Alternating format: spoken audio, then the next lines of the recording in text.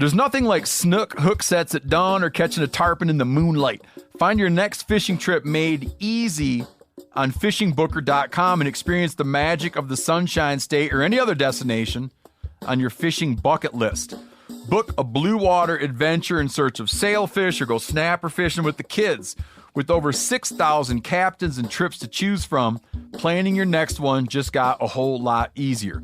Download the Fishing Booker app on the Google Play or App Store, or visit them online at fishingbooker.com to book your trip today. I'm sure a lot of you guys remember the old ceremonial hunting tradition of eating the heart out of the first animal you kill.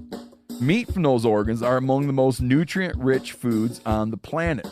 You can get those same benefits your ancestors craved via convenient daily capsules from Heart and Soil. Find out more at heartandsoil.co. And remember, use code MeatEater for 10% off your purchase. Welcome to the Wired to Hunt podcast, your home for deer hunting news, stories, and strategies. And now, your host, Mark Kenyon. Welcome to the Wired to Hunt podcast. I'm your host, Mark Kenyon, and this is episode number 288. And today on the show, I'm joined by Dan Johnson and Spencer Neuharth to break down everything you can be doing during the summer to help kill a buck this year, including tree stand preps, summer scouting, trail cameras, creating access routes, and more. All right, ladies and gentlemen, welcome. The word was welcome that I was trying to get there. Welcome to the Wired to Hunt podcast, brought to you by Onyx. And if the beginning is any sign of what's to come on this episode, you guys are in for a real treat. Because today we're kind of doing a throwback podcast. We don't have any big, special, fancy guest. It is myself. It is Dan Johnson of Nine Fingers, and it is Spencer Neuharth of the Deep Voice Clan. So that is who is with you today, and we're going to do kind of a rapid fire, deep dive, 101, how to, all things about the summer. How to kill a buck during the summer is kind of how I'm framing this one, because as I think both of you guys would attest in many cases, the success that we have during the hunting season, a lot of it isn't due to stuff we're actually doing that day that we shoot the deer. It's usually, in many cases, the result of lots and lots of work that was done in the off season, whether that was in the spring or in the summer or the postseason, whatever it is, there's a lot more that goes into a hunt than the actual day of the thing. So today I want to talk summer. We're halfway through summer, about maybe a little past halfway through the summer. So this is maybe like a get off your butt and get to work call to action for some people if you haven't done some of these things. I know I've got some stuff still to do. So Dan, is that a good plan by you? Yeah, I'm down for whatever you would like, Mark Kenyon. And Spencer Neuharth, is that a good plan by you? Same answer. Good. So I'm thinking we shouldn't beat around the bush. Dan, if you've got weird family stories, feel free to insert them as we go along. But we're just gonna jump right into it. So speaking of funny family stories, I'm in Montana and I was in the office yesterday, sitting across from Spencer, and Spencer said he's planning on trying to keep from having kids for at least 10 years, Dan. Mm-hmm. At least 10 years he's trying to push it off. He's getting smart move. Yeah, he's testing out some kind of like non-permanent tube tying or whatever, snips type stuff, right? That was no comment.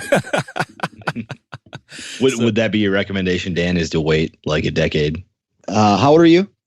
27. Yeah, dude. You got at least. You can look at it two ways, right? You can have your kids now while you're somewhat young. I mean, I'm almost 40, and my kids ain't going to be out of the house until I'm in my 60s, right? So will you even make it that long?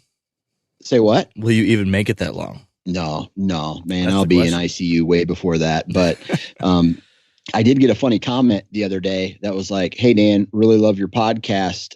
You're the reason me and my wife have decided not to have children." It's quite a legacy you're leaving, Dan. I know. So, if you could take one thing away from our podcast that we do together, it's that, enjoy yourself now, wait on kids, maybe permanently. Oh, man. Or maybe like have a kid or like a brother. Do you have any brothers or sisters? I do. Okay, man. Just be like the most kick-ass uncle you can be. Yeah. I am a really good uncle. I think that's why Mark has me on this episode, to bring a non-dad perspective. That is exactly sometimes. It. That is exactly it. Even today, Spencer tried to get this, Dan. Spencer tried to tell me he was too busy to do the podcast today, and I said, no. If I'm stuck with just Dan, this thing's gonna flop so hard it's gonna be like a dead fish on the beach. Oh, thanks, Mark. I really appreciate that. I mean, that was a real conversation. So we're gonna totally derail everything. Oh, that's not. All right. So I see where I stands. stand now. Tree stands. Let's talk about tree stands. I think one of the really going to try to focus now. Summer prep. One of the big things I know to some degree most people are usually thinking about or doing is tree stand stuff. Spencer, what kind of work do you do when it comes to summer stands? Do you hang anything at all anymore? I still do, but I'm largely hunting the same properties that I've hunted for the last decade now. So I know pretty much like right where they're going, exactly what I need to trim, etc. So it's not as much of a chore as it used to be, or as much of a chore as it probably is for some people. But what has changed in recent years is that last year, South Dakota, where I primarily hunt, went to a September 1 opener. And so that really changed some things. I didn't really have many stands that were great for like very early September. And so I focused on that a little more. And what I realized when I was doing that is that those early season stands are almost like the same stands that you're going to be hunting late season. And so it benefited me not only in early September, but all the way to the end of that opener. And so that's what was more of my focus last year and what will be more of my focus this summer. Do you take your stands down each year and put them back up? Or do you have stands that you just keep up there throughout the whole off season? Probably about half of them stay at this point, and then they get new ratchet straps when I come in for the first time. Some of them I won't even touch. Like there's certain rut stands that I know need very little trimming based on the tree position and stuff like that. And I won't see them from 1 November to the next until I show up again at like 5 a.m. in the dark to hunt that stand, and really just bringing a new ratchet strap because I feel confident that it's in the right location, that I'm going to need to do very little trimming. And I just feel more comfortable not disturbing certain areas if I don't have to. And there's a lot of examples I have now of where I don't have to. And I do some public land hunting, but I've gotten more confident in my run and gun setup that I don't have to get in there and hang tree stands in the summer for a lot of the areas that I like to hunt on public land, because I've gotten better with my run and gun stuff. Yeah. So walk me through a situation where you do need to do some updates to it. Let's say you've got a spot, you know you want to hunt there, but maybe you need to either hang the stand back up or you need to at least check up on it, fix up on it. Can you just walk me through like what's going through your head? What do you actually do when you show up in July or August to re-prep that tree? It kind of depends on what happened the year before. I'll take some lessons that I learned from 2018 and apply them to 2019, or whatever one season going into the next is. And one thing I've realized over the last few years is that I have to be more prepared for only having like one kind of wind for the best part of the rut. And I can't remember if it was 2 years ago or 3 years ago. It was one of these recent seasons that like what most people consider to be like the best days of the rut, like November 8th through the 12th or something. It was only one wind for 5 straight days or something like that. I think it might have just been straight north winds for 5 straight days. And I was not prepared for that. So just working more to diversify my rut stands specifically, or if that does happen where we get a whole bunch of north wind days and I move stands mid-season so that I have all north wind stands to get ready for those rut hunts, then the following season I need to get them back to have some south wind ones prepared and that kind of thing. Yep, I follow you. So all right, so when I go in there, if I've got a situation like this where I know I've got stands maybe already hung up in the summer, I show up usually, I always say I'm going to do it in May or June, and I inevitably end up doing it in August. So I show up to the tree. If I left it hanging up, I usually will check those steps that I have coming up. If I've got like the, I don't even know what to call it, those like metal poles with steps on them that go up the tree that are kind of ratchet strapped on, I'll check each of those straps, and what I'll do is I'll loosen each strap just a little bit, because lots of times if you don't loosen the straps on those, or same thing, this goes for the tree stand too, if you leave it up there without changing the straps, the tree keeps growing and then those straps are stuck at whatever tightness they were, and so eventually it'll get to the point where the stress on those straps can cause them to break, or it gets to the point where you can never loosen them or get the tree stand off again. So every year I go on there, I check those straps, and then I loosen them just a tiny bit so that it's not, not overly tight, and it's going to give just a little tiny bit of room for it to grow throughout the rest of the year.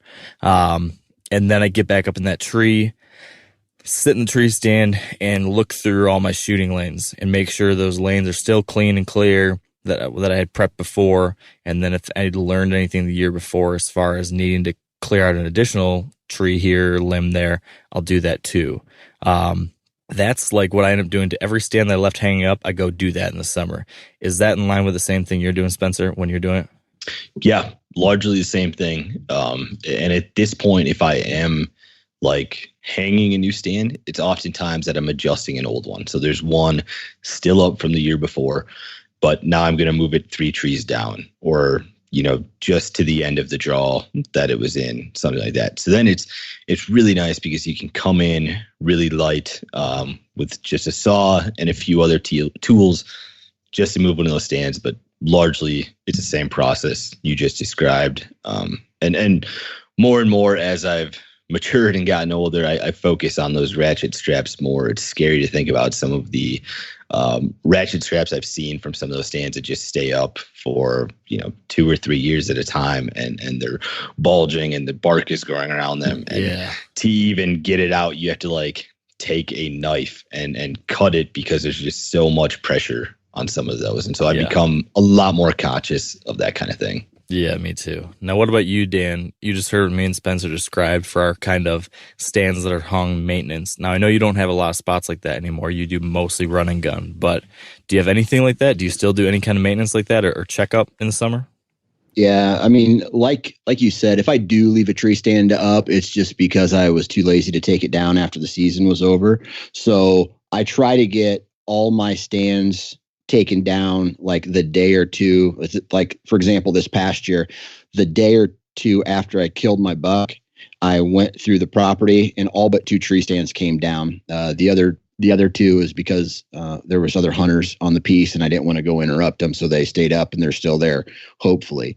Now, I don't like to leave tree stands up because I don't know, all the stuff that you guys just mentioned, right? I'm kind of a stickler about like the straps, and I try to get new straps every year if that tree stand stayed outside all year long. You know what I mean? Yeah.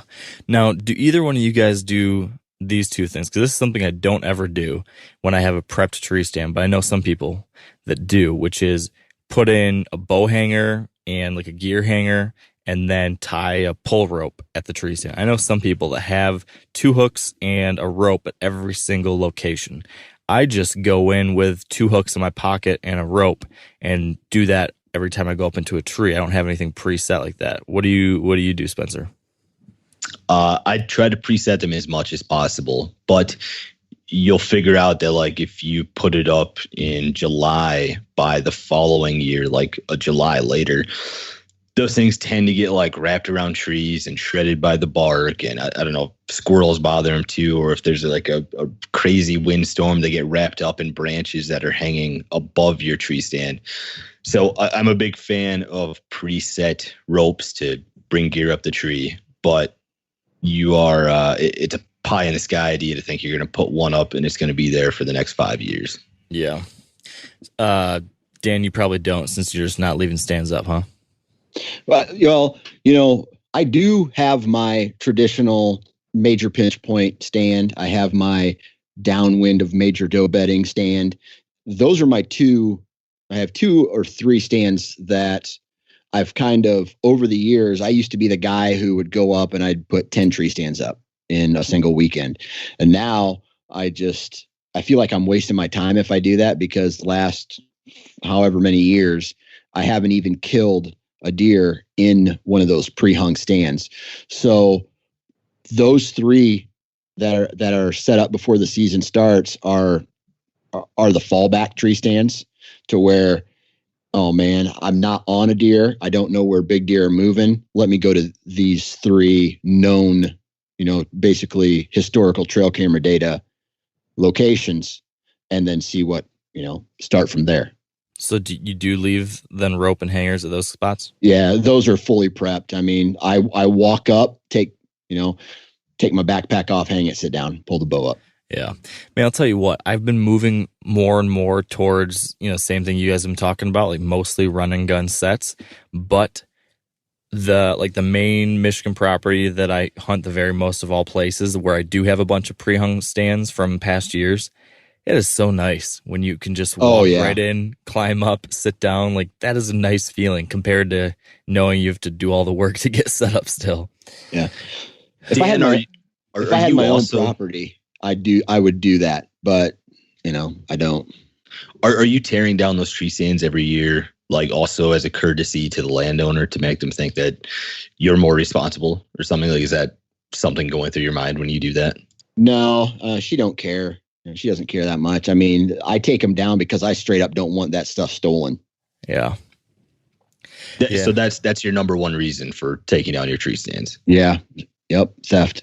That's a bummer that you have to worry about that. Yep. Absolutely. It sucks. And that's private ground. Yeah. That's crazy. You got to figure that stuff out there in Iowa, man. You got to clean your act up, folks. Yeah. And something that I've started to do more though now, even though it's really nice to have it all prepped, the run and gun thing I'm doing more and more now, especially since I'm moving mostly to a saddle setup for my mobile setups, which does make it easier in my opinion. So what I started doing this spring is prepping trees for the saddle setup. And I just thought I'd walk people through that real quick. If you're using a saddle setup, or even if you're going to use a run and gun tree stand, you don't need to go to a tree for the first time ever the day you're hunting. If like, hey, I'm thinking I'm probably going to try hunting this location, this location, this location, you can still prep trees for that without hanging a stand. So what I've done is I picked a couple places this spring where I know I wanted to hunt with my saddle. I went in there and kind of prepped it as if I was hanging a tree stand. I put steps up it. I set up my little platform. So what I'll end up standing on when I'm using a saddle, I hung my saddle tether up in there and actually sat in there like I was in my saddle. I was wearing my saddle, got all set up as if I was going to hunt, and then picked all the lanes I'd want to get cut, did my lane shooting and all that. Kind of made sure I had spots available that I could hang my backpack when I end up showing up to hunt in October or November, did all the stuff I need. And then I just tore it all down. I took my platform, took my tether, took all that, but I left the steps. So now I have a handful of trees, and I'm going to do a bunch more in August that'll be like that there's no stand hanging and there's nothing like that, but I can hike in without needing to bring sticks with me. I can just climb right up those steps, put my rope around the tree, sit down, and I'm good to go. So it's kind of a nice in between. It's like halfway prepped, but I don't need to have, a bunch of tree stands hanging around. So that is the one change I made this year that's been different than others. And there's a spot I'm particularly excited about that I set up back in, I think it was late May or early June.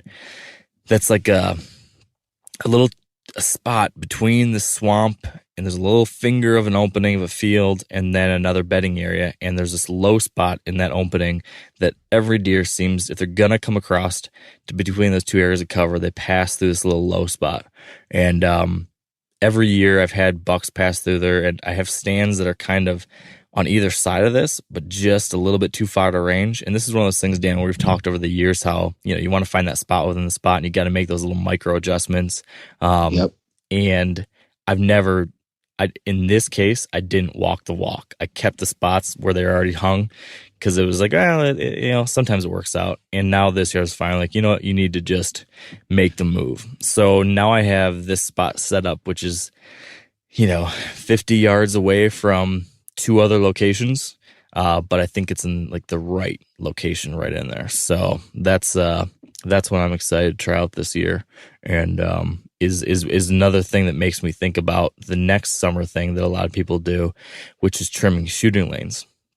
And I think even if you are the type that goes out there and you prep all your trees in the spring, that's a good idea to get out there earlier and to do this stuff sooner rather than later.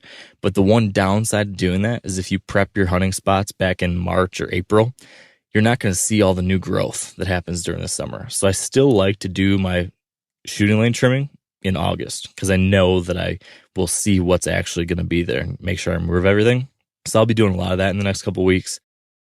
Now, a lot of you guys are familiar with the old hunting tradition of eating, some organ, the heart or a chunk of liver off the first animal you kill. I had that when I was a little kid, and it was a big deal.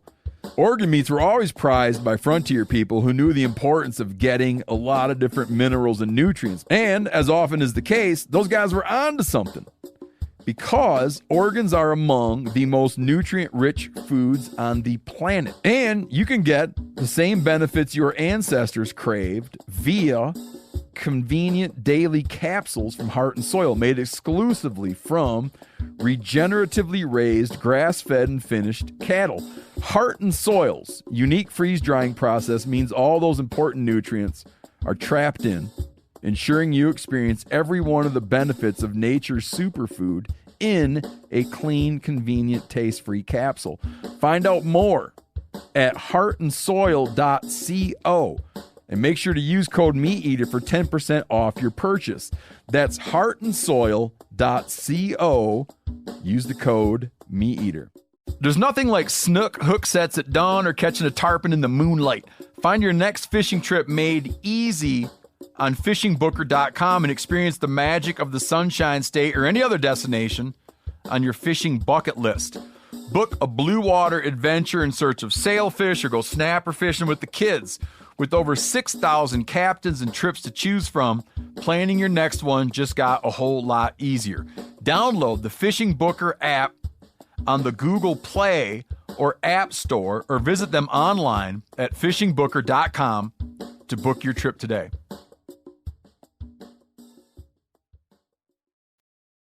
There's always this debate, though, between shooting lanes as far as do you make sure that every possible spot that you think is going to be a shot is cleared out, or do you go really minimalist and just pick a couple spots to keep as much cover in the tree? Where are you on that these days, Dan? I know we've debated this over the years. Yeah. Where's your head at now? Right. So as we all know, like wind and terrain dictate where the deer are going to move. And so I feel that if your tree stand is in the right location, you're going to have to do very minimal shooting lane. Like 10 years ago, I was in there cutting landing pads, basically. Now I've just I feel that the deer are going to move in these same areas every time, aside from the rut where, anything can happen at any moment. If you put your tree stand in the right spot, the deer are going to come through, let's say 2 ways. Right. And I think that if you have your tree stand in the right spot, you're going to have to do very little trimming. How wide of a lane do you try to have? Like, let's say that you think a deer is going to be, coming across this trail. Now envision you're sitting in your tree stand and then you're looking down at that trail. How much space do you like to have cleared when that deer's at the trail? Do you have just a gap wide enough that you see his vitals, or do you like a gap wide enough that you see the whole deer, or do you like to have enough space that it can be walking and maybe you're trying to stop it, and if it doesn't stop right away, you still have that wide open shot? Well, what about that? It just depends, because for me, I'm not necessarily a lane trimmer anymore. I'm more of a pocket trimmer. To where I can get away with trimming the absolute least amount of branches I have to and still stay relatively hidden. Like I'm a huge fan of, trying to stay concealed while up in the tree. So if I have branches in my way or in front of me, that's a good thing. But when I'm cutting my lanes, all I care about is enough to get an arrow through. So I'd say maybe the size of a basketball. Yikes.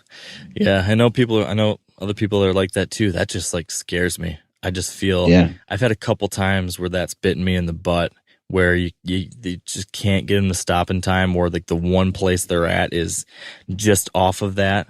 I mean, that buck last year in Michigan, I had the biggest, before I killed Frank, this would have been the biggest buck I would have ever had a shot at in Michigan, like 100 and I don't know, definitely mature 150 type class buck that was at 25 yards. And because I didn't trim this little spot, I couldn't shoot that deer. And that just is still haunting me now.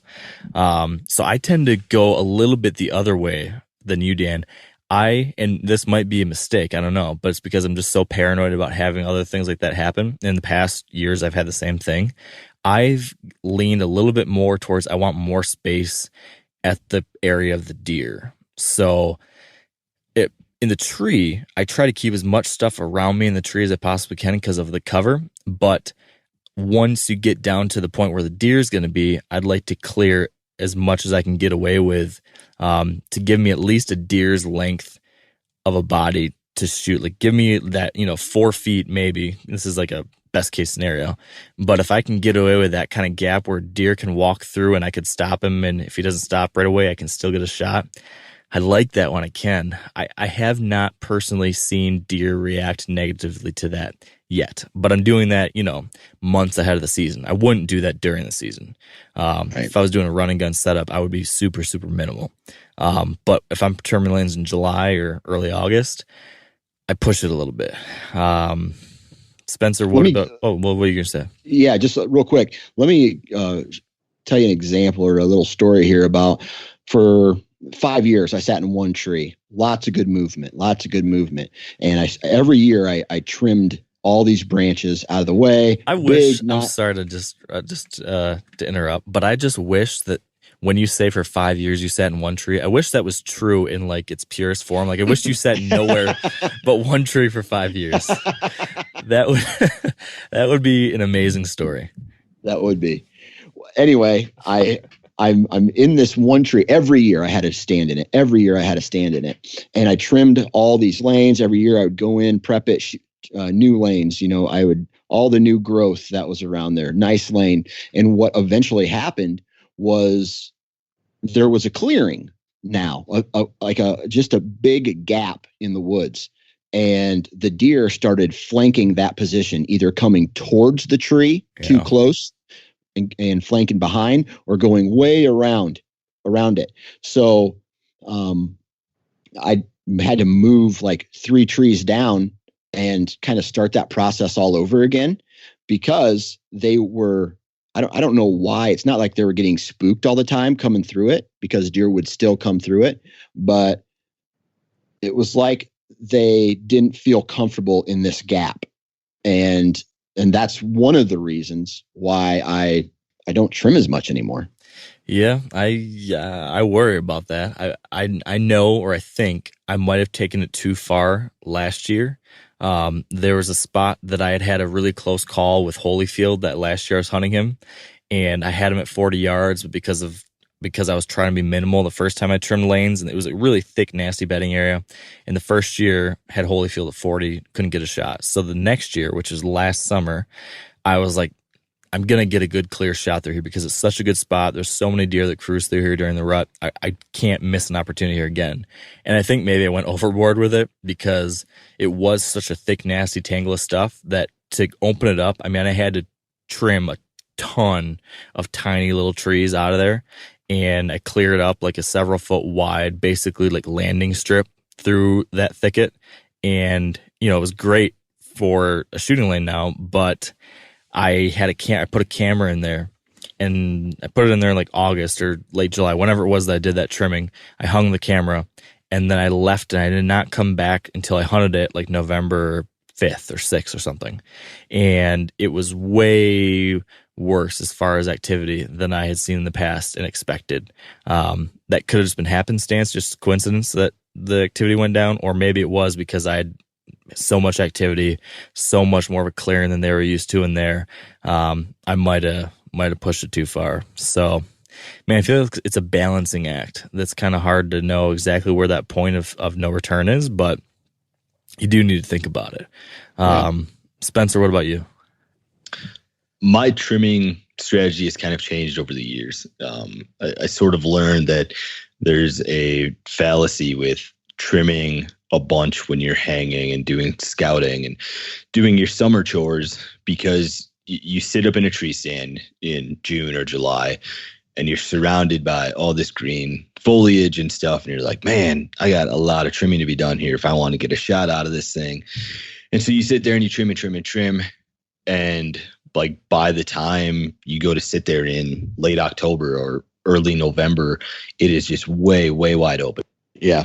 Because Absolutely. all those leaves are now gone. So what I've gone to over these last few years is I will do some like very obvious trimming in the summer and get rid of like the branches that most certainly have to go. But besides that, I'll just keep a saw with me and I'll trim kind of as I go throughout the season, because there's some stands that I will hunt, September through November. And so when I come in September, I have to trim more than I would in October. But if I have a stand that I may hunt September through November, but I never do hunt it in September, that is an advantage to me if I come there in October and I didn't do all that excess trimming for a September hunt. So that's why at this point I kind of like to trim just as I go throughout the year.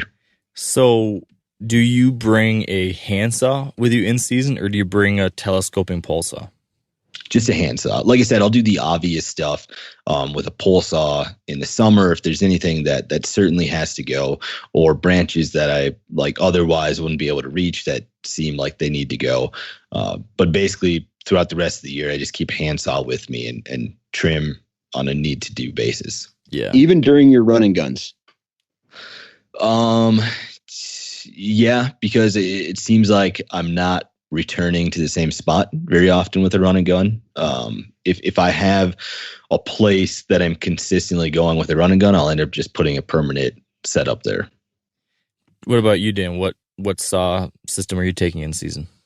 Well, if I know I'm going to a stand that's already pre-hung or pre-cut or whatever, or I've been there before earlier in the season, then I always have a handsaw in my pocket or in my pack. But if I'm doing a straight run and gun, going in, reading sign, reading terrain, playing the wind, it's gonna be a full pole saw in my pack with me. And I have to have it.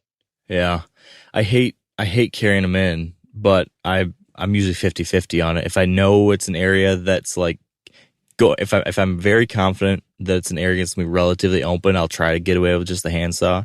But 6 times out of 10, you have to bring a pole saw in there with you to make sure you've got. But then again, I hate having to do that in season. I try to, being out there, having to walk away from the tree to use a pole saw or something like that. That's a disturbance I hate to make. But again, balancing act, right? So with all that stuff being the case, then with those pole saws and whatnot, what about in the summer after you trim those lanes? You've got limbs and stuff sitting on the ground. Are you guys the type that take all your limbs and move them off into a pile, or do you just kind of leave them strewn about where they're at? Are you worried about touching them, getting your scent on stuff? Like, where do you stand with what do you do with everything after you cut it, Spencer? For the question, as far as like leaving a sense of a human being there, that doesn't concern me at all, me touching them or moving them around or anything like that. Lately I've been doing this more where I try to like make some use out of them. And if there's 2 or 3 trails in the area, I'll try to make one that's like impassable. And at a certain junction where a deer can split off and either come by my tree stand or take the other trail and not come by my tree stand, I basically try to cover that up anymore and send deer my way. So I've been doing that more. I can't say that it's helped me, but it gives me a little more confidence. I feel better about where my tree stand is if I'm then picking between like spot A and spot B and they seem very similar. That's one thing that I like to do. Yeah, I've done that sometimes. I kind of agree with you. I don't make a rule of it. I haven't seen it be, 100% effective, but I do know some situations where that helps. It happened this last September too, where it was like a really funny kick in the nuts where I had done that. I covered up one trail with all these branches that I just trimmed that were full of these nice green leaves. And then some deer come down the trail and they go that way and they stand there and they eat the leaves off of the branches that I just trimmed. And it was some great irony there. Yeah, that is funny. I actually, now that you bring that up, I had that happen last September as well. But it was it wasn't a block type of situation. I wasn't trying to block a trail. I just tried to move these limbs just out of the way, away from where I thought the deer would be, because I didn't want a deer to go over there and smell it, where I was wearing gloves, but still was worried about that. I think I even sprayed a little nose jam just to try to make sure that they didn't smell it. Well, first thing the first group of deer does is they walk in and saw these fresh green leaves in a spot they usually weren't and went right to it. So yeah. What about you, Dan? I don't really worry about it. Fair enough. I mean, I could sit here and go into detail why, but it's I don't think about it. It's not. I've seen them eat leaves off of the trees that I've cut down, but I don't worry about it. So let's move to something else that maybe you don't worry about, or maybe you do, which is, do you do any access or exit route prepping or trimming during the summer? I remember an example last year where you talked about doing that maybe. What about now? Do you try to prep a bunch of stuff in the summer as far as how you're going to get in and out a couple of your core places, or are you still just kind of figuring it out as you go? Yeah, for a run and gun, I would say that I'm always thinking about it, always thinking about good tree stand placements. It's like you think about the good tree stand locations first, but it comes second. Like the tree stand location is second. The access route to that tree stand comes first, but you have to find that good tree stand first, if that makes sense. So it's like 1A and 1B type of deal. In the past, I've cut holes in not cut holes in fences, but cleared brush in fences, zip tied the top two pieces of barbed wire together so I can cross it easier. Maybe take a crick in. Nothing that's actually too physical in cutting and weed whacking and stuff like that. It's just taking the long way around. Yeah. In past years, I've done a little bit here and there. There's on the main property, the main Michigan spot I hunt, there's a 2-track that I kind of try to keep maintained that helps me get to the back of the property that I try to mow and spray on occasion. And then last year, I opened up a tiny trail through a thick piece of timber that allowed me to circle around a food source with more distance than I used to have, just because I knew from past history that when I came back at night after a hunt that I was too close to that food source and was spooking deer, so I shifted that. That was a good example of it. This year on a new property, I'm going to try to clear some ditches to use as access, where there's some nice low spots I could walk in, but they've got a bunch of dead limbs across it. So next month or next couple weeks, I'm going to get in there with a chainsaw and try to clear some spots like that. Cause yeah, to your point, Dan, it is a little bit of a what comes first, the chicken or the egg. But if you don't have good access to a good tree stand, that good tree stand is going to be shit pretty quick, But Bill Winke had an interesting perspective on this I read about, and I probably talked about this in the past, but it just sticks with me. He wrote once that he does it the opposite. He'll find where are the best access routes I have into different portions of my property, and then he'll walk those access routes until he finds good ambush locations along those dynamite access spots, because he believes that that's more important.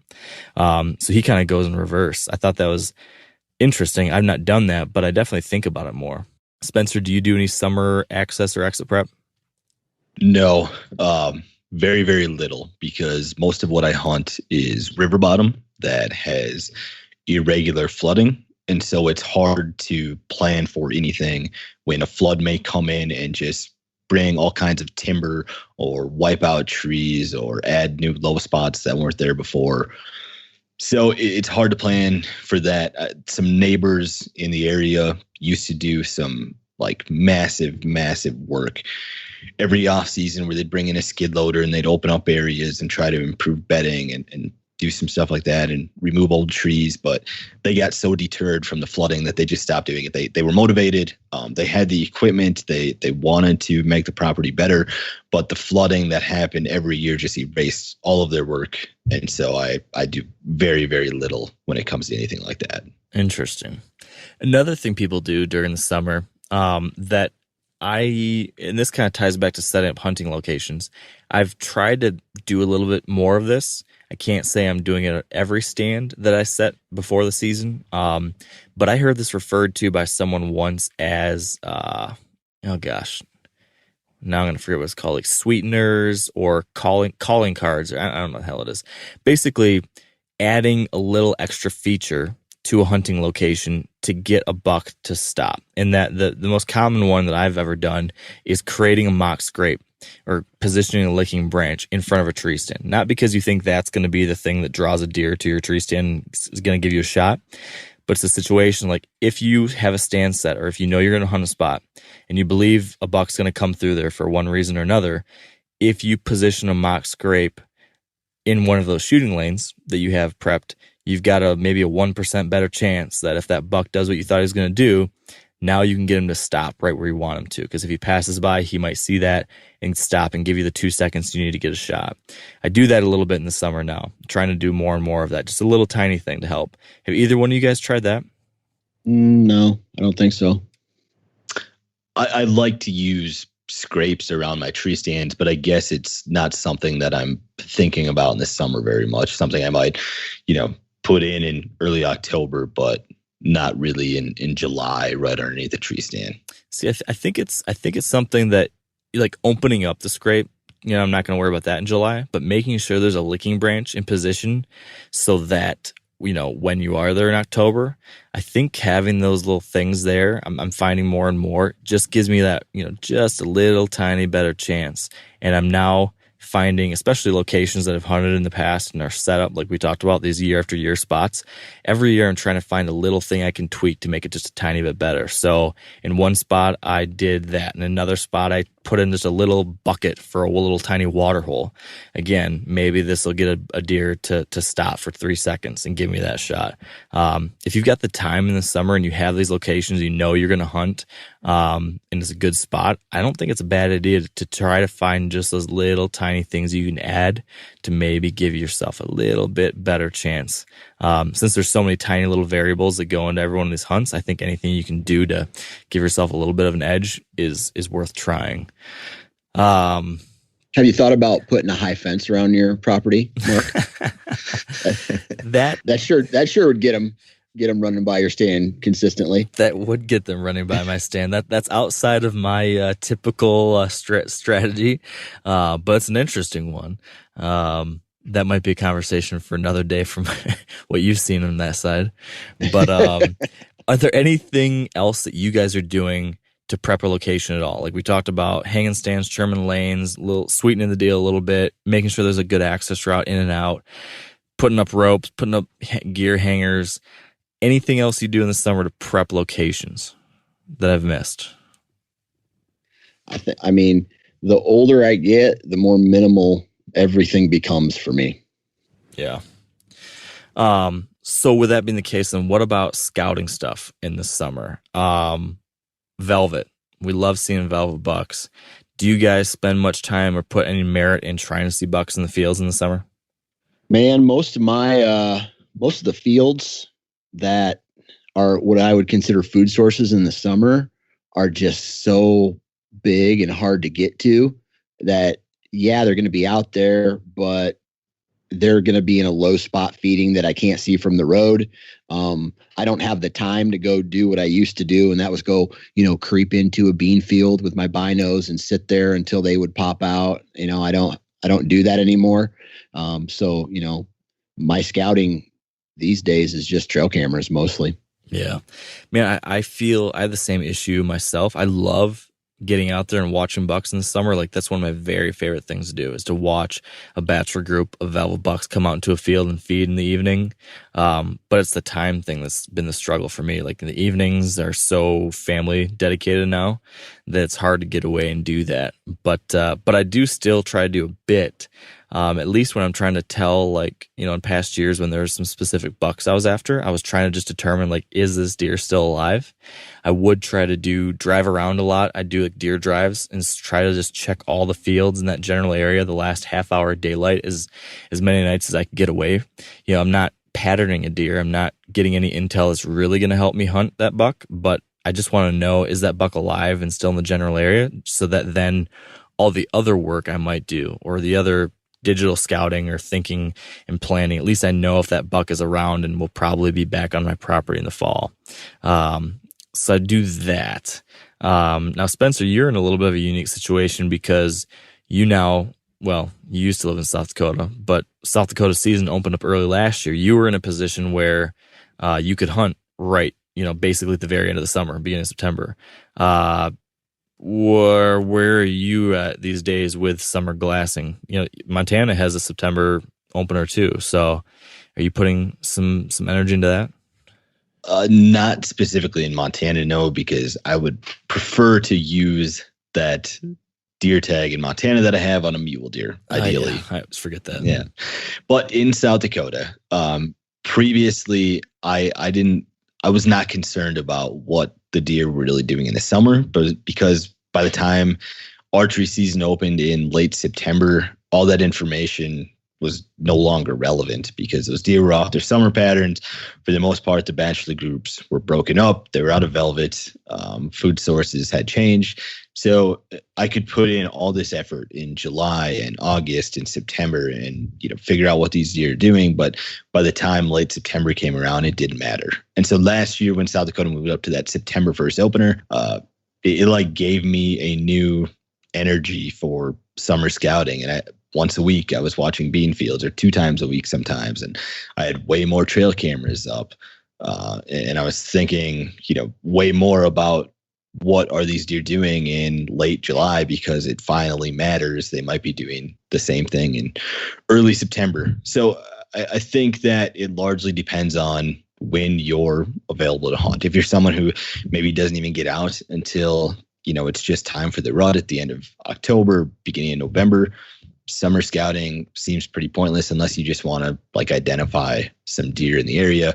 Or if you are hunting like that late September, like I said, most of that information doesn't matter that you're getting throughout the summer. Yeah, very true. But it is a lot of fun. And I will say, for people that, if you are in that situation where you have the early September opener, or even if not, if you like me, if you just want to know what bucks made it, or even, you know, another thing, or another reason I've done this in the past is that when I'm hunting a new area and just trying to get a better understanding of what the quality of buck is in the area, like if I'm trying to find a spot to hunt in Ohio, I've gone down and checked out different little regions and then plan on having a night or two to just do a deer drive. So when I say a deer drive, driving back roads, looking at fields, that just can help give you a really good quick snapshot of what's available around here, what quality of deer, what age class of deer. I don't know of a better quick way to do that. So I would say a couple things to keep in mind if you want to do that. If you were going to do the drive-by thing, it's always better if you see a group of bucks, don't slam on your brakes. Lots of times I'll just keep driving and then I'll turn around and just try to come back and stop the vehicle just at the edge where you can see them, but not like wide open view so they, you know, see you and spook off. That's one thing I've tried to do that helps just be able to watch deer for a little bit longer time. Another thing is whether you're doing this from your vehicle or if you're actually going to sneak into a spot, you know, hike in and try to watch a bean field way in the back. Deer act the same way in the summer as they do during hunting season, and that cold fronts and stuff like that impact them still. So if I've got like one night during the week that I'm going to try to get out and do one of these deer drives, or I'm going to try to sneak out and watch a bean field, I'll try to time it. If there's going to be a cold front coming through or a little bit of rain or something, I'm going to try to be efficient with my time, and that's a good way to do it. And then the last thing is, if you're going to sneak back and glass a field, think like you're hunting. So think about the wind. Think about your access. All the same stuff that'll spook a deer during the hunting season will spook a deer in the summer. And if you're trying to see those deer to learn something, spooking them with your wind as you hike in is obviously self-defeating. So just, pay a little attention to those details even during the summer if you're trying to get that information. So all that said, that gets to trail cameras. I run trail cameras now in the summer, mostly just to see what bucks are in the area, what bucks made it. And that's kind of it. It's just a fun thing. And then I want to know, okay, what do I possibly have here to work with? But I know that there's like a 50-50 chance that a buck that shows up on camera in the summer might not be there in the fall. So I still run cameras knowing that because it gives me like a ballpark idea. Dan, where's your head at there? Man, I think we talked about this on a previous podcast, man. Summer, I just got my trail cameras out. Like typically I like to have them out when I put them out when I go turkey hunting, because I just find lots of enjoyment of watching antlers develop over a period of time. I just get a real kick out of that.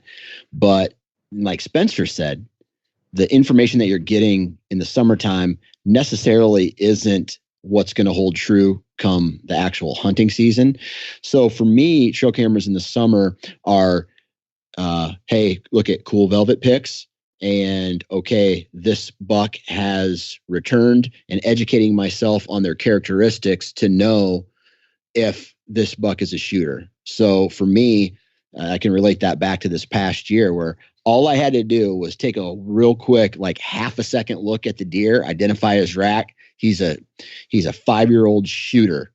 And that's how, I don't need to put my binos up. I don't need to do any extra movement. I've identified him. Now goes to kill mode. Yeah. So it's all that education before. Yeah, that's a really good point. It's a small thing, but I think that if you're able to study pictures of a buck well ahead of time and think through, okay, I think this buck's definitely mature, all those stuff. If you're able to make that decision in August and then not have to worry about your mind racing through all of that on November 1st when the deer is approaching, that, 2 seconds of mind time can make a big difference. So that is a very good point, that summer pictures are worth it for no other reason, just to try to have that lined up. And even though maybe, 3 out of the 4 bucks maybe that you identify on camera aren't going to maybe be there during hunting season, or 2 out of the 4 or whatever, I'd rather know than not, so that the situation arises, you're ready for it. Do you fall in the same place, Spencer? Once South Dakota moved up to this September 1 opener, then I was like totally invested in summertime trail cameras. Whereas before that, I didn't do much of it. I enjoyed it. I loved seeing the pictures and stuff. But like I said before, just not much of it was relevant, and it was never going to like actually help me kill a deer. But when we moved up to that September 1st opener, I was all in. I had cameras out in mid-June. I started taking advantage of some of the South Dakota laws that allow baiting. For example, you can bait up until August 15th, but you cannot bait, utilize, or maintain like any kind of mineral station after that. So I would get these cameras up in well-traveled areas, and I'd start bait piles, and I'd maintain them, up until early August. And then after that, I'd just shift the cameras a little bit and start a mock scrape in that same area, just because the deer might have been traveling through there, but that mineral like really brought them in front of the camera, whereas otherwise they might have been 5 feet over too far and you never would have seen them. So that's where like that summertime baiting was awesome. You get 3 or 4 deer in the same picture, and then once that ends, you start those scrapes, and it kind of does the same thing, but to a lesser degree, certainly. So that's how I started using my trail cameras in the summer, once that information became a lot more relevant. Yeah, man, once I understand and I support the baiting ban in Michigan to, because of disease concerns, but that's like the biggest downside for me with that, is that I miss being able to put mineral out in the summer for camera pictures, because that is such a great draw to have something out like that, like Salt Lake or Trophy Rock or whatever. So good for getting summer pictures. Without it, much, much more difficult. My summer pictures have went down dramatically, but now what I try to do as far as positioning without bait, without a mineral, is on the best food source I have on that property, at the most popular access point into that food source, And then even though bucks aren't working scrapes in the summer, if there's a licking branch, many times I still get deer checking the licking branch. They'll walk past it, stop for a second. So I put licking branches if they're not already, or I position my cameras with a licking branch in the frame on all my summer cameras too. And that is actually helping a little bit without the ability to have bait. That's one tiny thing to give me like a 5% better chance to get a summer picture. And then water sources are the one other thing. And I'm guessing you guys are the same way, that like your favorite summertime location for a trail camera is on a field edge. And that is where just like a little mineral pile goes a long, long way. You're certainly not pulling in deer from like neighboring properties or anything dramatic like that, but you're pulling in a deer that was maybe going to stand 2 rows out in the corn or something. But now you're pulling him to the edge of the field and you're getting a picture, and you're going to get just way better inventory if you have the ability to do that. Now, a lot of you guys are familiar with the old hunting tradition of eating, some organ, the heart or a chunk of liver off the first animal you kill. I had that when I was a little kid, and it was a big deal. Organ meats were always prized by frontier people who knew the importance of getting a lot of different minerals and nutrients. And as often is the case, those guys were onto something, because organs are among the most nutrient-rich foods on the planet. And you can get the same benefits your ancestors craved via convenient daily capsules from Heart and Soil, made exclusively from regeneratively raised, grass-fed, and finished cattle.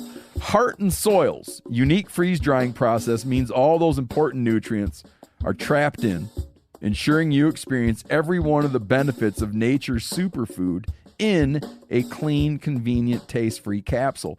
Find out more at heartandsoil.co, and make sure to use code MeatEater for 10% off your purchase. That's heartandsoil.co. Use the code MeatEater. There's nothing like snook hook sets at dawn or catching a tarpon in the moonlight. Find your next fishing trip made easy on fishingbooker.com and experience the magic of the Sunshine State or any other destination on your fishing bucket list. Book a blue water adventure in search of sailfish or go snapper fishing with the kids. With over 6,000 captains and trips to choose from, planning your next one just got a whole lot easier. Download the Fishing Booker app on the Google Play or App Store, or visit them online at fishingbooker.com to book your trip today.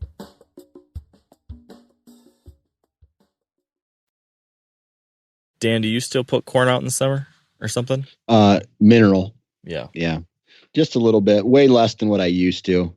I used to put 1 bucket twice a summer of like Lucky Buck out. Now I'm putting maybe 1 bucket out per location for the entire summer. So I've kind of cut it almost in half, and just because like you learned in school, a dot does a lot, man. They'll come to that location again and again and again, even though the actual product is dissolved and deteriorated. What does that mean? In what school did you learn a dot is a lot? Dude, when you're using glue, right? A dot does a lot. And then because when I was a kid, I was just like smashing the glue bottle down, and glue would go all over the place, and I'd like just to glue an eyeball on a caterpillar. But now you just do a little dot and it does the same thing. I like that. I'm gonna use that in the future. Speaking of a little does a lot sometimes, what about how often you guys are checking those cameras in the summer? I know when I first started running cameras a lot, it was so exciting that I was going and checking them every week, even during the summer. Now I've drastically changed that to some cameras I don't only check once in the summer. Otherwise, usually I do like a minimum of a month. Like I'm mostly putting cameras out, early summer to midsummer, and then I'll check them at the end of the summer. Or where are you there on that, Dan? I think you're moving more that direction, aren't you? Yeah, man. I mean, last year I checked mine 1 time during the whole summer. I had them up like 1st of June, checked them 1 time in late July, early August, and then another time when I actually take them down off the mineral stations and move them to the hunting locations. Yeah. And that's it. So twice. Yep. Spencer? In the summer, if I had a good access, like say it was on the edge of a bean field and I could park, 400 yards away and walk to the edge of the bean field and never like step foot into any timber or any draws or anything like that, I was doing it quite often. And I would have those mineral piles there. I'd carry with me, a laptop and like a weed eater to knock down the new growth. If the access is easy and available, I was doing it quite often. But some of those that you actually get on like a travel route or something leading up into that bean field, like you guys, almost not check it the entire summer. Yeah, and I guess it also is different too if you're hunting the early opener. I could see if I had a September 1st or August 30th opening day in those weeks leading up to the season, I might be a little more interested in checking those cameras or repositioning them, even if I'm actually using my summer cameras to try to pattern a deer. That's a different story versus just trying to get what bucks are here and then kind of move from that point. So different depending on what part of the country you're in. One other thing that kind of is related to this whole trail camera topic of like where you're positioning your summer cameras is also another summer project that I do. And you guys probably don't ever do this because you don't have spots where you can do habitat work, at least from what I can remember ever hearing from you guys. There are some properties where I can plant food plots now or have like fields that are open. So something I'm doing in all my fields or food plots is putting in fake scrape trees in the summer. And I think that's worth explaining. I've talked about in the past, but just again, if this is someone listening to this and this stuff's all new to them, this is a really helpful thing. If you have a spot that you're hunting where there's an opening or a food plot or a field or something, and you need, again, this is another one of those little tiny 1%, 2% help type things, a little sweetening up the deal.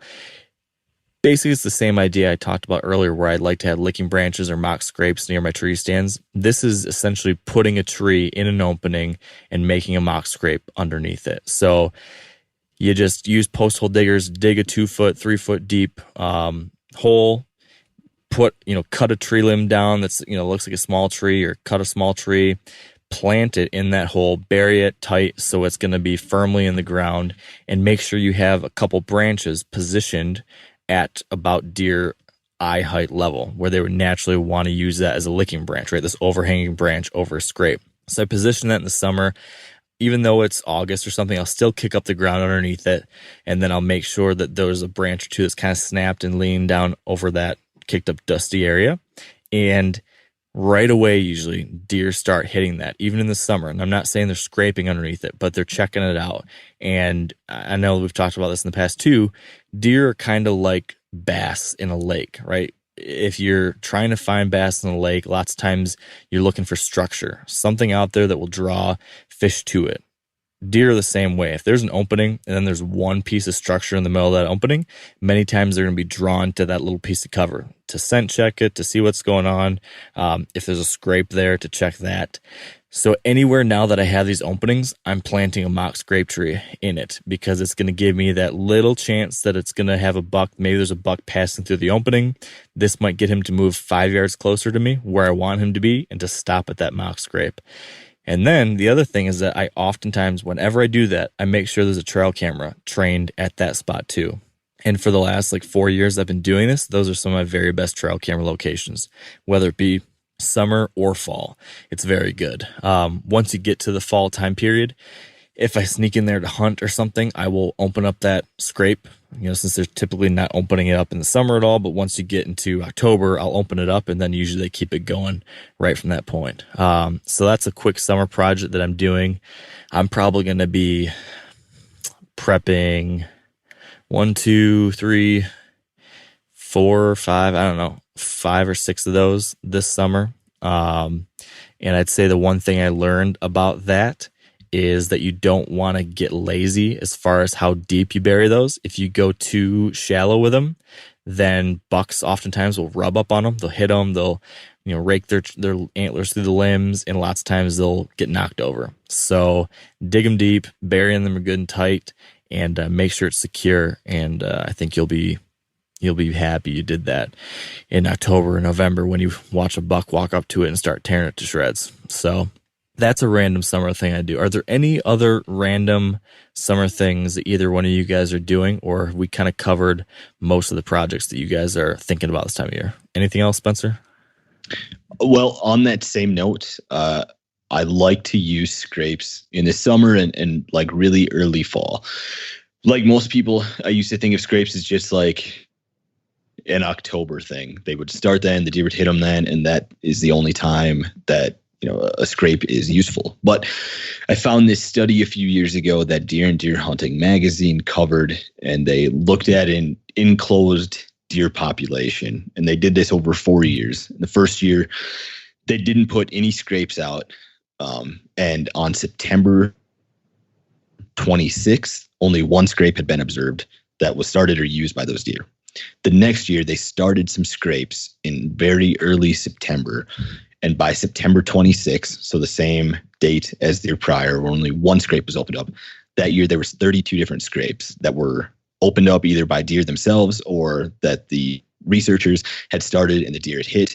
And when they started that first scrape on September 6th, within 24 hours, they had deer already hitting that scrape. And so it really opened up my eyes that if scrapes are present, deer at the very least are going to visit them and you're going to get a picture of them. So it's something that I don't think is going to help me necessarily kill a deer. But if I'm going into a property deep and I can't like carry mineral on my back and like carry a weed eater to open up all this space, I'll throw some like deer urine in my bag and I'll start a scrape in July or August if it's not a convenient place to take mineral to, and those deer will visit it. It has the same effect of, like pulling in some deer. Like I said, it's not as dramatic as mineral, or it's not pulling in deer from other properties that you otherwise wouldn't seen, but it will help you get some more pictures and help with inventory. Yeah, I definitely seen the same thing. What about you, Dan? Any other random summer stuff? Not really, just brownie points, man. Make sure the wife is taken care of so that when she, it never ceases to amaze me that hunting season is always this big sneak up surprise that happens every year. And she knows it's not, right? It's going to be the same time every single year, but I have to make sure I put the brownie points in so that it kind of softens the blow. I hear you. What are some examples, Dan? Just, take her out, make sure she has a couple days, throughout the summer or whatever with no kids. She has her girls' nights. I'm taking her to Nashville on a trip in August. And then, I can ruin all of that in September, October, November. And in extreme cases, you do like a California vineyard, right? Right. That was an extreme, but it doesn't, like, for her, it doesn't. For me, it was like, holy shit, I just spent all this money on this trip. For her, it's not weighted. It all equals the same. Right. That's what I was going to wonder was the payoff for you in proportion to the cost that you put into it? Did you get what you're hoping you're going to get out of that? Now, between me and you, Mark and Spencer, because I know my wife doesn't listen to this, I probably would have paid double just so I could go on my elk hunt. You know what I mean? Like, but I bitch about the cost instead. That's funny. That's funny. Yeah, though it's a good point. Now is a good time to try to make sure you're ahead of the game on as much stuff as possible, because we all know that the fall gets a little crazy. So, hey, I'm going on an elk hunt. Oh, really? Yeah, we talked about it. Okay. Hey, I'm going on a mule deer hunt. Oh, wait, what? Yeah, we talked about it. Okay. Hey, it's November. I'll see you in 2 weeks. What? Wait, when are you going to be home? Okay. Well, oh God. And then, she hasn't divorced me yet. Yeah, that's fun stuff. It definitely gets trickier with kids. I'm beginning to understand that. I think maybe we should wrap it up there. There's more stuff. I know that there's a whole lot of archery stuff going on in the summer for people. Hopefully there's a lot of trail camera stuff that we talked about 2 weeks ago, Dan. People can refer back to that for some of our ideas as far as starting to analyze some annual patterns. This is a good time to be thinking about those things for the future. And then there's a lot of habitat stuff. a lot of like August is going to be a whole lot of food plot time for me and some various habitat projects. But I think those are topics that maybe are whole episodes on their own. So we'll cover that stuff here in the coming weeks. I got a closing though. Yeah. I got a closing. All right. So running through all my trail cameras throughout the rut in 2018 and checking them and identifying them. Do you remember a buck I named Spencer Neuharth? Yes. Okay. I do. All right. So Spencer showed up a lot throughout the farm in 2018. And if he shows back up this year, he will be probably number 2 on the hit list. And there's a good chance I try to kill you this year, bud. I hope you do, because you have to return the favor because I killed you last December. That's right. That's right. That's true. Lieutenant Dan got got hit last year. Hit so hard he dropped his antlers. So yeah, Dan, the pressure's on you to return it. Keep us posted on that. I would love to see this progress throughout the season. And the Mark Kenyon buck, that was a anticlimactic ending. We never knew what happened. Hey, you got his sheds. I do have right? his sheds, yeah, which is awesome. I mean, yeah. All right, boys. Hold on. How big is Spencer Neuharth in 2019? So I haven't checked trail cameras yet, right? If he shows back up and let's say he puts on minimum growth, I would say maybe low 160s as a 11. Wow. That's cool. a hell of a buck. How old? Let's see. This year, I'm going to put him in the 5-year-old range. Okay. So if we were to, try to take how you judge a buck, his age, his antler class, and then you kind of apply these numbers to him. If you were to take the same thing and try to look at a human being and like try to judge a human being's maturity and like what quality rack he has. If we looked at the real Spencer Neuharth, what kind of maturity level and rack quality would you give Spencer? So I just envisioned this deer, right? If we actually took Spencer and morphed him into a deer, it would be a deer with like one awesome side. Right, just like a beautiful buck. You see him coming broadside. You're like, oh my God, this buck is awesome. But then he turns and you see he's got this droopy little ball on the other side, like maybe he was wounded the previous year. What are you saying about Spencer's balls? No, not his testicles. I'm talking like a droopy ball of antler on the other side. Oh wow, I was going to be much kinder to you, Spencer, than that. That's a good. Unique, anybody can kill a 10-pointer, right? I mean, that buck's got character. True. That's right. True. Well, Dan was a perfect 5x5 and he was super wide. He ended up scoring 158 inches, but by the end of the season, he was limping. He was skinny. You could see his ribs. So he was in really rough shape by the end of the rut. I'm guessing that's the same case for you. It's just age.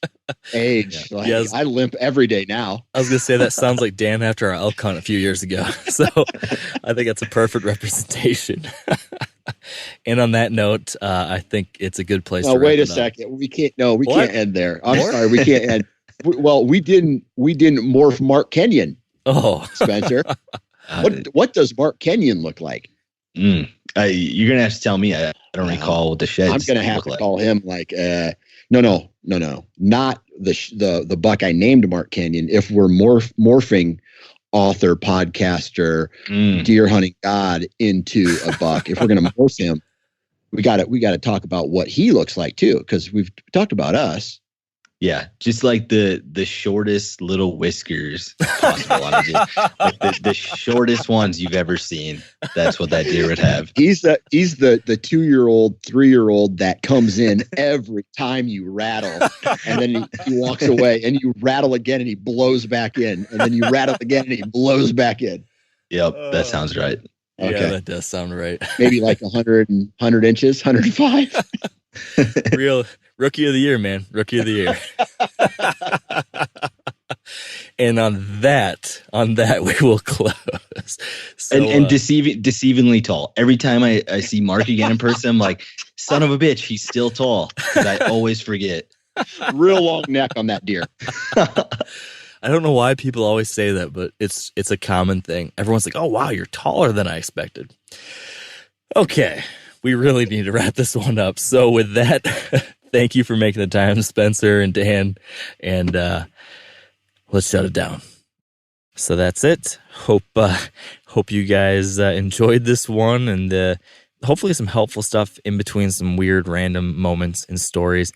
And I'm very curious if there's any artists out there, if any of you can take the way we've described our 3 bucks that we would be, if anyone can interpret that visually in some cool artwork, I would be very interested to see what that looks like. And if I see something good, I would definitely share that online through Instagram and Facebook. That's my challenge to any of you artists out there. So thank you for listening. Thanks for your time. Until next time, stay wired to hunt.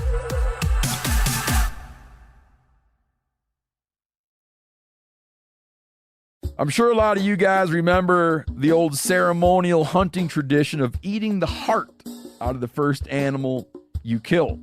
Meat from those organs are among the most nutrient-rich foods on the planet.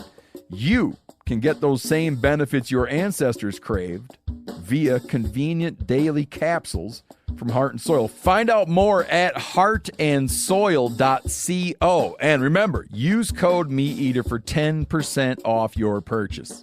You ever get that feeling the walls closing in, the concrete jungle suffocating you? You crave some wide open spaces, the chance to connect with nature, maybe in a spot all your own. Well, head over to land.com. They've got ranches, forests, mountains, streams, you name it. Search by acreage. You can search by location. You can search by the kind of hunting and fishing you're dreaming of. Land.com. It is where the adventure begins.